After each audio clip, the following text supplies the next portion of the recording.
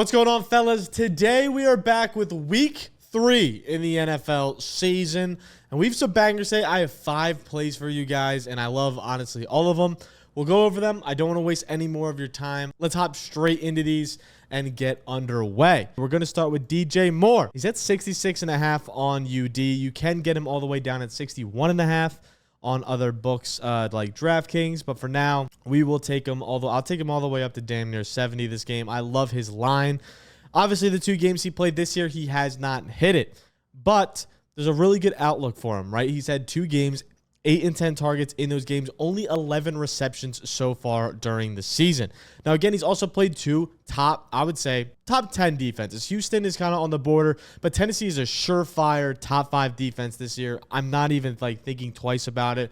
Adding L'Jarius Sneed, Amari Hooker back there. They have a ton of really good athletes. Chidobe Awuzie is now back there. They have a really, really good secondary where they will just man you up the entire game, say beat our athletes, and it's a lot of times you can't. It's really hard. Safety over top. They bring a ton of pressure. Adding T'Vondre Sweat in the middle there for the run defense as well. It seems like a fantastic defense. So again, playing 2 top defenses, rookie quarterback. I think this game he really gets it going. They're playing Indianapolis, who has been awful at pass coverage defense. These are all from NFL Next Gen stats, right? Deep passing, number 25 in the league. Short passing, number 31 in the league. Intermediate passing, number 29 in the league. And versus play action, they're the 28th worst defense in the entire league. This is Indianapolis, and they're playing a Chicago team. Now, Chicago's not ranked high in those stats, obviously, with Caleb's struggles, but they've also faced a ton of pressure. Last week, Caleb saw 23 of his 48 dropbacks. He saw pressure, and the Colts have struggled to create pressure, being the variance of that, only pressuring in 27% of all snaps, which is 20th in the league. Now, again, Caleb is going to be able to finally sling the rock this game. As of right now, he's averaging a 4.0 air yard average, so he should be able to open up this game a lot more. Shouldn't see as much pressure. Should be able to be more comfortable. This defense is banged up, as well as they've been a bad pass defense. And I think DJ is clearly the number 1 target. He ran 99% of routes without Keenan Allen last week. I think he does it again, as you can see right here. I think he's going to do it again this week. He should see, again, the targets like he did last week as well. I think he easily soars over this 61.5 mark or even the 66.5 mark that we added to the parlay. Now on to our next leg, which I also really like as we scroll down here. Not going to be in the Denver and Tampa game, but it is going to be in this game. I'm taking Malik Willis under damn near anything near this mark. You can get him all the way up to 147, I think, is where his line is also at, and take the under there. But for now, we're taking it here at 145. You get a 149 on FanDuel, which seems to be pretty good value. And I'm just not taking anywhere near this mark. Only through 14 times. Again, we saw how bad Indianapolis defense was in the last play. I just went over all of those numbers. And now he goes to face a very, very solid Tennessee defense, which should boast a pretty good challenge for him, right? Again, we're not going to go too far into this as I don't want to really waste your guys' time. Only saw 14 attempts last game. Again, that's not a high enough number for me to really like this mark of 150 yards damn near. Obviously had a high completion percentage as he completed 12 of them because they were all short passes. He was averaging 8.7 yards per attempt. So nothing really down the field for Willis. They don't really trust him to sling the rock. They want to run the ball. As you saw, Josh Jacobs had 30 attempts in the last game, 20 in the entire first half. So they're obviously going to try to look to run the ball. Tennessee's defense is, again, one of the top best in the league, as I said earlier. Green Bay doesn't really have an alpha receiver I'd be that worried about. Obviously, you have some dogs there. Jaden Reed's going to be a dog. Dontayvion Wicks found the end zone last game. Christian Watson could be a problem. But I don't think any are going to be that big of a deal when Malik Willis is on the field. I think they're going to try to force Malik to run the rock. As you can see here, we actually have some numbers. Tennessee's number 1 against pass defense, against pass yards right now. They're number 14th in pass attempts, 12th in passing touchdowns, rushing their 10th, rushing attempts they're 8th. They're a top 10 defense in damn near every single category. So I really think Malik could have a very tough day here. They're going to try to probably make him run the ball again. Like I said, I doubt they're going to pass a ton, so I easily like the under here. And here's another thing. If Jordan somehow plays, magically is I'm ready to go, I think Malik still gets a snap in this game, which will not void this play. So you'll still be able to get that in there. If he takes 1 snap, all he needs is 1 3rd and 1 where they try to QB sneak or some bullshit. Take Jordan out of the game. Malik gets 1 snap. Even a QB kneel will not void this play. Even a QB kneel will make this a countable play. So it will be an easy cash there. Absolutely love this play. This might be my play of the day, if I'm going to be honest. But I do have a few other plays we want to get to, so let's not waste any more of your time. But before we get to that play, make sure you're using code BDGE when you sign up on Pickett, because you'll be able to see all of my plays that I have listed, and you can get a little sneak peek of what we're going to go over here. And you can follow them, copy them, see them at the best lines, get them at the best bets, get them at the best value when I place them, and we will be able to keep it rolling through the NFL season. You can see how I've done over the past week, a month, whatever. You can see my calendar, year, all that sort of fun shit on Pickett. Not only that, but you can follow me, Nick, Tony, JMO, as well as you can also track your own bets. It's the best way. We're also doing a $200 giveaway for this week in the NFL. If you sign up on Pickett using code BDGE, not only will you be able to follow us, be able to tail all your bets, be able to track all your bets, all that sort of fun shit, but you also, once you sync your book, will be put, or your email or your number will be able to be put into our system, and we'll be able to pick randomly and draw for a $200 giveaway after Monday night's game. So that's pretty exciting. $200 giveaway, $200 cash flowing right to you would be pretty gas when we're doing that this week. But we're going to head to our next play. We don't want to waste any time. Want to keep it moving, keep it pushing. Geno at 239.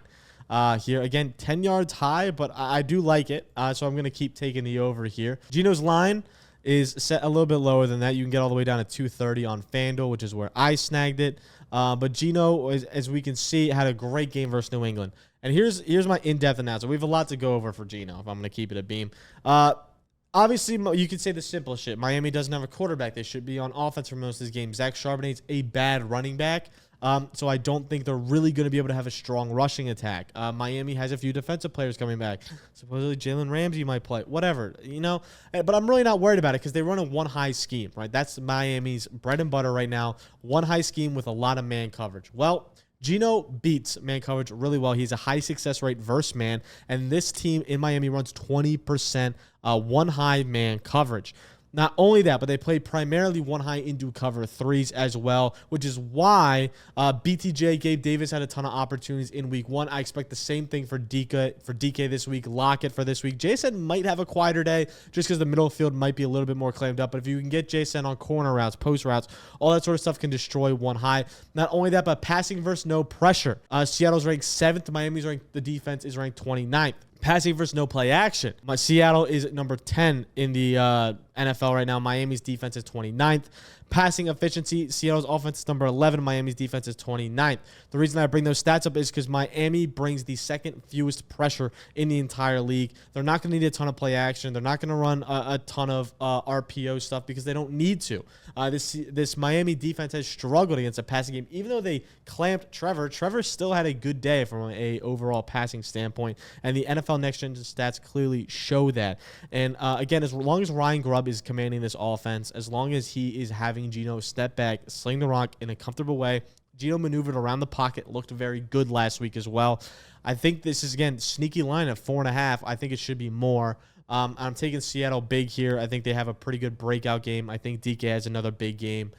Even if Jalen Ramsey's on the field, I think this game is going to be very fun to watch. And we're going to be interested. I don't think Skylar Thompson's going to do anything either. Everyone's taking his lower. Sure, you can take that as well. But I'm leaning Geno over here. 230 passing yards feels great to me. And I would take it all the way up to 239.5 as well. But heading on to our next play here in Carolina, the Red Rocket, the Red Rifle, the Red Man, the Red Head is going over 214.5 passing yards. Absolutely love this line as well. Dalton really is going to command this offense like he did in previous years. But real quick, before I get into the analytics of Andy Dalton, make sure you're using code BDG when you do sign up on Underdog, because not only will you get a free CeeDee Lamb square, but you'll also get a free Patrick Mahomes square. So you're going to get 2 free squares, plus they'll match you up to $1,000 when you deposit for the very first time. So you'll get all of that when you use code BDG when you sign up on Underdog. It's absolutely the best thing you can do for your bank account because you get free plays all the time. They run vulture plays on Sundays and Thursdays and Mondays as well. They run it, I think, all weekend. So you get vulture plays for the running back. So if they rush for a touchdown and don't get it, you could still be secured if another player runs for one. They also do plays where you get 30% boosts. They do no sweat bets. They do a ton of stuff on Underdog. So make sure you sign up using code BDGE when you do, and you'll get a ton of free stuff, free bets, free lines, free opportunities to pair any of these bets with for this weekend. And now, again, we also crushed last week. We ended up going 4-2 on our bets, which I was pretty stoked about. And I think we're going to do something similar here this week. But Andy Dalton, again, if we get into that real quick, go to the Carolina versus Las Vegas game. I think this game could low-key be a sneaky shootout. This is my prediction. I really, again, we can really only go back to this for props.cash stuff. They don't have much to really look at here, so I'm probably going to just stay on the underdog screen. But you can get them all the way around the 210 mark, the 211 mark. I got them at 211. Anywhere around this is fine. Passing yards, the variance isn't as big as it is like a rushing total or receiving total. So if you have them within the 5 yards, I'm happy with it. I think 214, 213, anywhere around there. 215 I'll take. 216 I'll take. Any of those lines. Andy Dalton smashes all of them. Reason being, not only is his line 32 passing attempts, which I think he absolutely smashes. It's actually 32.5 on book, so getting a 32 feels pretty good here. I think he smashes that. This offense looks to push the ball down the field. Obviously, as you guys saw on tape, Bryce Young had wide open Adam Thielen. He had wide open Deontay Johnson in week 1. He's just clearly not able to get those reads down. He's still jittery. He's moving bad in the pocket. He's not stepping up. Andy Dalton stepped in for 1 game last year. He played 81% zone coverage, and he absolutely killed that zone coverage, throwing for 285 yards and 2 touchdowns. Threw for over 361 yards on the day versus the Seahawks last season. I think Las Vegas is a good I think they're a good defense. They're a good team, but I think this could be a sneaky shootout because Andy Dalton likes to sling the rock. Most of this Raiders defense is cover 0, 9.1%, which is the second highest in the league. Not only that, but they're playing Deontay Johnson, Adam Thielen, who both are great separators versus man coverage. That really helps Andy Dalton. And last year, when the Bucs played against man coverage, Baker absolutely cooked man coverage as he was 3rd in the league in passing yards versus man coverage. Not only that, but again, Dave Canales offense, which is why I mentioned that. If you're bringing up why you bringing up Baker, Dave Canales, the offensive coordinator, head coach for the Carolina Panthers, was Baker's coach last year. Anyway, but when they're not in zero coverage, they run cover 3, which again, 1 high safety, a ton of zone. They run that 33% of the time. Dalton killed that in the past. And again, like I mentioned, he came in the game last year, played 81% zone in that game, threw for 285 yards, 2 touchdowns. Bryce, on the other hand, teams run a ton of zone against him, so they probably came into this scheming for zone. Hey, we're going to run a lot of zone this week, all that sort of stuff, because Bryce sucks for zones. Bryce has never thrown a touchdown for zone coverage in his year and 2 games in the NFL. Only 8 interceptions, 0 touchdowns. Pretty bad for Bryce. Not good for the number 1 pick. As you can see, I'm repping my Carolina Panthers stuff this week. And again, it's not really bias here. I don't really think I'm picking this play because of bias, because I think I really hate my Panthers right now, and we're an absolute shitter, and we have no defense. But that's also why I think it could be a shootout. Las Vegas defense has looked good, but they're very susceptible to certain things, and I think Dave Canales is a very smart offensive coordinator that can take advantage of that. Sneaky shootout game here. Now let's keep it pushing to our very last play, because I have been yapping for so goddamn long. Let's go to the back to the Denver game, which I think is up here versus Tampa. We absolutely love this longest rush line from Javonte Williams. I snagged it at a 11.5. Where is, let's just go to rush yards. Let's go to Denver versus Tampa. Let's go to Javonte. Let's go to rushing longest. And again, if you guys want to use props.cash, you can. We're not sponsored by it from BDG, but I am. Use code GUT25. You get 25% off your first month. Pretty dope. But Javonte Williams, again, dog. He hasn't done this at all this year, which is what everyone's going to argue. Yo, Gut, he's looked horrible. He doesn't look like himself. He's also played 2, again, by the analytics, by the numbies, 2 top 5 rushing defenses in Seattle and Pittsburgh so far. Have looked fantastic on the ground. Seattle's ranked number 5. Pittsburgh's ranked number 1. That's pretty tough D-lines, I would say, to be going against right now in the NFL. But here they get to play a Tampa defense. And you're probably like, Gut, Tampa's D-line. You have Vita Vea, you have Colston, you have Kalijah Cansey. All of them are going to be out. As of right now, Vita Vea is out. William Golston's out. Logan Hall is probably going to miss. And Kalijah Cansey also is most likely to be out all this week. All of them are most likely going to miss. That is damn near their entire D-line. So they are going to be without almost their entire D-line. Javonte is going to have one of the best matchups you could possibly have. He's seeing the attempts, as we can see when we scroll down here. He's seeing the attempts. It's a little cut off on your screen. He has 8 and 11 rushing attempts in the past 2 games. I think he easily hits those marks again here today. I think it's going to be a sneaky closer game than people like. I know a lot of people want Tampa big. 6.5 is a spread. I think Denver can finally get a roll. Bo Nix gets another game under his belt, not playing a super tough defense. Again, beat up like an absolute bitch is Tampa. So I think Javonte can rush one for over 12 yards. I think he hits like the 14 mark. Gets a 15-yard rush for the first time. He's had the lanes to do it. Simply, he's played really good secondaries that step up as well. And the offensive line has looked bad. So I'm hoping against a second-string Tampa defense, he can end up breaking one. All we need is 12 yards, and this cashes. He's had a 9-1 versus Seattle. 3 more yards, and we'll easily cash out. And I think he's going to do that early and often in this game. They're going to want to establish a run game as they really haven't yet this year. That will only help Bo Nix going forward. This is going to be a fantastic bet for the boys, so I'm really excited to rip this. This will be the last play of the slip, and this is our 5-leg parlay. We have DJ Moore, Malik Willis, Geno Smith, Andy Dalton, Javonte Williams, and if you want to make this one big slip, massive slip, add 2 more, or you can add 1 more leg of CeeDee Lamb at half a yard. Again, use code BDG when you sign up.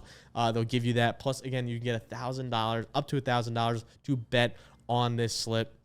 Or mix, match, pair with what you want. You can take any of these bets, guys. You don't have to put them all into one slip. You can take any of these bets, pair them with something you like. If you like Chris Godwin receiving yards this week, sure, throw it there. If you like Mike Evans, whatever, throw it wherever you need. Whatever bets you like to pair with any of these, sure, do it. Mix, match as you need. You don't have to put on a 5-leg slip. I really never promote doing just giant 5-leg parlays all the time because you're rarely going to hit. I know that's how like Jack does it at Snapback and all that sort of stuff, but that's not really how I bet. I'd rather like to build my bankroll over time of, hey, we hit 3 units today, 5 units today, 7 units today, instead of losing 20 and then gaining 30 at one day and then you're up just 10 units on the month, whatever it is.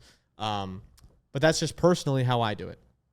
Again, if you want to do the huge betting strategy and some months lose 40 units and then some month gain 80, some months lose 70. It's if you like that fluctuation, sure, hit fucking huge legs, hit this, hit that. For me, I'm a very smaller sample size guy. I like being more conservative with my money. And I like just more like having the joy of just like betting on a game and having someone in it and having that fun and not being crushed if I lose 1 leg or whatnot, or lose a straight bet. It's not the end of the world to me, but it is a lot of fun to be betting on and having some dicey parlays as well in there. I do sometimes put in the casual 5-legger at like half a unit and just rip and see what happens. But again, this is my 5 legs and we're going to have fun with it this weekend. Make sure you like, subscribe, all that sort of fun shit down below. Comment what you guys are betting on and I will make sure to look at it, give you my thoughts and feedback and see if I really like it or not, whatnot. But that's it for me today and I will see you guys on the live stream on Sunday morning as you guys are seeing this on Saturday. So I will catch you there. If you have any questions, you can tune into the live stream and I'll try to answer them as fast as possible. And I'll catch you guys next time. Peace.